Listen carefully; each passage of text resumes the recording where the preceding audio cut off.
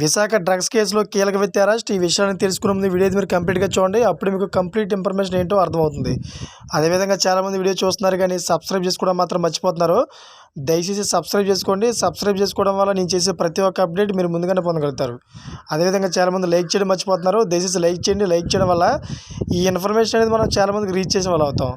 Visakha drugs కేసులో సంధ్య aqua పరిశ్రమకు సంబంధం ఉందన్న నేపథ్యంలో మూలపేటలో ఉన్న సంధ్య ఆక్వా పరిశ్రమను 2 రోజుల పాటు ఏసీబీ, సిబిఐ దాడులు నిర్వహించిన విషయం తెలిసిందే. అంతా సజావుగా ఉందనుకునే సమయంలో కొత్త మూలపేట ఎస్ఈజెడ్ కాలనీలో సంధ్య ఆక్వాకు చెందిన బస్సు కొన్ని రోజులుగా నిలిపేసి ఉండడం గమనించిన స్థానికులు పోలీసులకు సమాచారం అందించారు. బస్సు ఉన్న ప్రదేశానికి చేరుకున్న పోలీసులు తనిఖీలు చేపట్టారు. బస్సులో ఫైల్స్, కొన్ని పరికరాలు ఉన్నట్లు తెలిపారు.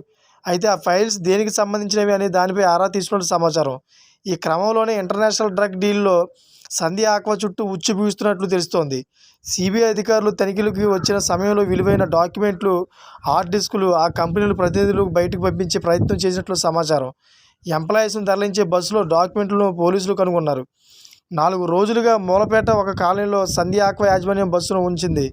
సిబిఐ అధికారులు తనిఖీలకు వచ్చిన సమయంలో డాక్యుమెంట్స్ ఎక్కడికి తరలిస్తున్నట్లు అనే విషయంపై పోలీసులు ఆరా తీస్తున్నారు.